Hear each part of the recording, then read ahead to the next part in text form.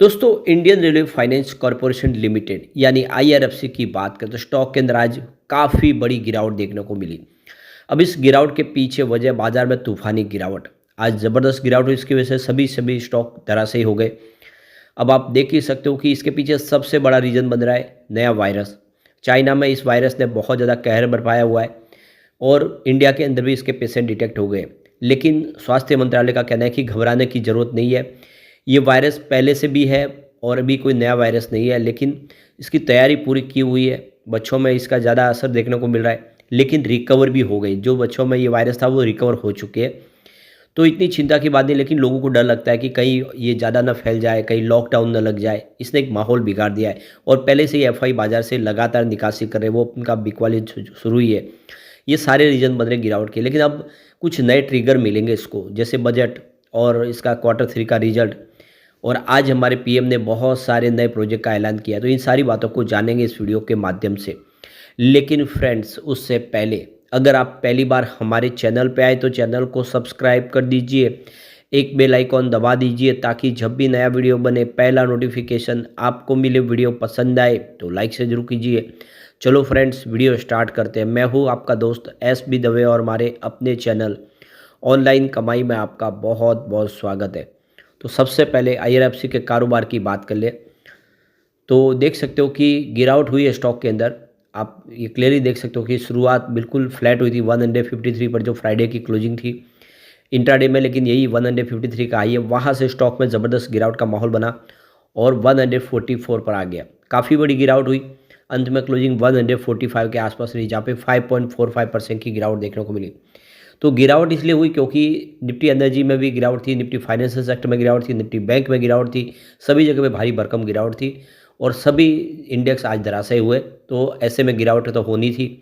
अब इसकी परफॉर्मेंस देखें तो ये देख सकते हो कि स्टॉक काफ़ी बेहतर था। पिछले दिनों इसने 150 को क्रॉस किया था और आप देख सकते हो कि 3 जनवरी को ये 156 तक भी चला गया था।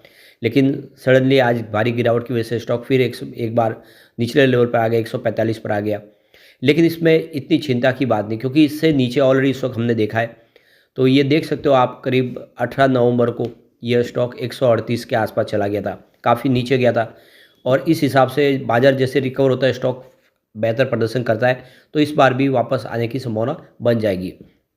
अब जो बड़ी अपडेट निकल के आ रही है, हमारे पीएम नरेंद्र मोदी जी ने आज वीडियो कॉन्फ्रेंस के जरिए जम्मू के नए रेलवे डिवीज़न और तेलंगाना में चरलापल्ली न्यू टर्मिनल का उद्घाटन किया है। पीएम ने East Coast Railway Raigarh railway division भवन की भी आज आधारशिला रखी है। तो देख सकते हो कि पीएम ने कहा कि पिछला 1 दशक भारतीय रेलवे के ऐतिहासिक ट्रांसफॉर्मेशन का रहा है। रेलवे इंफ्रास्ट्रक्चर में एक विजिबल चेंज आया है। इससे देश की छवि बदली है और देशवासियों का मनोबल भी बढ़ा है। प्रधानमंत्री जी ने कहा है कि पिछले 10 वर्षों में रेलवे कनेक्टिविटी का एक ज़बरदस्त विस्तार हुआ है। 2014 तक देश में सिर्फ 35% रेल लाइनों का इलेक्ट्रिफिकेशन हुआ था। आज हम रेल लाइनों के 100% इलेक्ट्रिफिकेशन के करीब, यानी लगभग 100% इलेक्ट्रिफिकेशन होता हुआ दिखाई दे रहा है। बीते 10 वर्षों में 30,000 किलोमीटर से ज़्यादा नए रेलवे ट्रैक बिछाए गए। पीएम मोदी ने कहा कि हमारे जम्मू कश्मीर आज रेलवे इंफ्रास्ट्रक्चर में नए रिकॉर्ड बना रहा है। उधमपुर श्रीनगर बारामूला रेलवे लाइन की चर्चा आज पूरे देश में है। ये परियोजना जम्मू कश्मीर को देश के और हिस्सों के साथ बेहतरीन तरीके से जोड़ेगी। इसी परियोजना के तहत दुनिया के सबसे ऊंचे रेलवे ब्रिज चिनाब का भी काम पूरा हुआ है। भारत में रेलवे के विकास को हम 4 पैरामीटर पर आगे बढ़ा रहे। पहला, रेलवे के इंफ्रास्ट्रक्चर का मॉडर्नाइजेशन। दूसरा, रेलवे के यात्रियों को आधुनिक सुविधा देना। और तीसरा, रेलवे की देश में कोने कोने में कनेक्टिविटी करना। और चौथा है रेलवे में से रोजगार निर्माण और उद्योगों को सपोर्ट देना। तो 4 बड़े लक्ष्य लेके रेलवे सेक्टर की इस समय देख सकते हो कि दशा दिशा तय की जा रही है। तो पिछले दिनों बहुत सारे लोगों ने जम्मू में रेलवे डिवीज़न की मांग की थी और अब जाके वो देख से उसकी जानकारी जो है पीएमओ तक पहुंची थी और उस बात को माना गया। तो बारामूला रेलवे लिंक को इसमें कवर किया जाएगा, उधमपुर श्रीनगर जोड़े जाएंगे। पीएमओ ने कहा है कि जम्मू रेलवे डिवीज़न के निर्माण में 742.1 किलोमीटर लंबे पठानकोट जम्मू उधमपुर श्रीनगर बारामूला भोगपुर सिरवाल बटाला पठानकोट और पठानकोट से जोगिंदर नगर ब्लॉक को फ़ायदा मिलेगा। इससे न सिर्फ भारत के अन्य हिस्सों में संपर्क सुधरेगा, बल्कि रोजगार के अवसर भी पैदा होंगे, बुनियादी ढांचे का विकास होगा और पर्यटन को भी बढ़ावा मिलेगा। दूसरी तरफ देखें तो प्रधानमंत्री मोदी जी ने तेलंगाना के मेडकल मलकागिरी जिले में चालपल्ली न्यू टर्मिनल के स्टेशन का उद्घाटन किया है। करीब 413 करोड़ रुपए की लागत से नया कोचिंग टर्मिनल तैयार किया गया है। इसमें एंट्री के लिए 2 गेट दिए गए हैं। यह इको फ्रेंडली टर्मिनल बेहतर सुविधाओं से लैस है। इसमें शहर के सिकंदराबाद, हैदराबाद, काचीगुड़ा जैसे कोचिंग टर्मिनल को जो भीड़ है उसको कम किया जा सकता है। इसके अलावा प्रधानमंत्री ने ईस्ट कोस्ट रेलवे के रायगढ़ रेलवे मंडल की भी भवन की भी आधारशिला रखी है आज। यह ओडिशा, आंध्र प्रदेश आसपास के क्षेत्रों में कनेक्टिविटी में सुधार करेगा। इसके अलावा सामाजिक आर्थिक विकास को भी बढ़ावा मिलेगा। तो पीएम मोदी ने रविवार को दिल्ली, गाजियाबाद, मेरठ नमो भारत कॉरिडोर के सईदाबाद से न्यू अशोकनगर तक के सेक्शन का उद्घाटन भी कर दिया है। इसके अलावा उन्होंने राजधानी दिल्ली में 12,200 करोड़ रुपए की ज़्यादा योजनाओं का आज शिलान्यास किया है। तो देख सकते हो कि बहुत सारी स्कीमें जो आज शुरू की गई है, बहुत सारे प्रोजेक्ट है। ऐसे में इस बार यूनियन बजट में कैपेक्स बढ़ना बिल्कुल लाजमी है। पिछली बार के मुकाबले इस बार कैपेक्स बढ़ता हुआ दिखाई देगा, क्योंकि इन सारे प्रोजेक्ट को पूरा करने के लिए बहुत सारे फंड की जरूरत पड़ेगी और ऑलरेडी पहले से बहुत सारे प्रोजेक्ट डिले भी चल रहे हैं, उनको भी समय पे पूरा करना है। तो देख सकते हो कि फाइनेंशियल 2021-22 में जो रेलवे कैपेक्स था वो 1.10 लाख करोड़ के आसपास था, जो 2024-25 में बढ़ के 2.52 लाख करोड़ तक पहुंच चुका है, यानी दुगुना से ज़्यादा।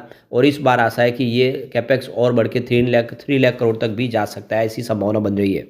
तो इस यूनियन बजट का हमें इंतजार करना होगा। बजट में सरकार रेलवे सेक्टर के लिए काफ़ी ज़्यादा अनाउंसमेंट करती है और एक सबसे बड़ी बात है कि जब भी बजट आता है उसके पहले रेलवे शेयर चमकने लगते हैं, काफ़ी अच्छा बेहतर करते हैं। तो अभी फरवरी में बजट के पहले जनवरी महीना पूरा है, तो यहाँ पे रेलवे शेयर जो अभी काफ़ी करेक्ट भी हो गए, तो एक अच्छा मौका भी यहाँ पे दिखाई दे रहा है। अब यहाँ पे देख सकते हो कि IRFC ने एक नया MOU भी साइन कर लिया है। ये देख सकते हो कि railway energy management company limited यानी REMCL के साथ में दोनों का जो गोल है कि इस पार्टनरशिप के माध्यम से 2030 तक रेलवे सेक्टर को जीरो कार्बन पॉलिसी पे लेके आना है। यानी रेलवे की जितनी भी ऊर्जा की ज़रूरत की खपत है वो ग्रीन एनर्जी के माध्यम से ही पूरी होगी, उसका ये लक्ष्य लेके आगे बढ़े हुए पार्टनरशिप की गई है। तो इस कोलैबोरेशन से देख सकते हो कि अपना पोर्टफोलियो अब कंपनी एक्सपांड करेगी, रिन्यूएबल एनर्जी के प्रोजेक्ट के लिए भी फंड प्रोवाइड करेगी कंपनी। तो आने वाले समय में बहुत सारे नए प्रोजेक्ट होंगे, जिसमें थर्मल भी होंगे और न्यूक्लियर प्रोजेक्ट भी होंगे, जिसके लिए कंपनी ने कमर कस ली है। ये सारी बातें साबित कर रही है कि IRFC का बिजनेस दिन दूना रात चौगुना बढ़ रहा है और रिजल्ट वैसे भी लगातार बेहतर आ रहे।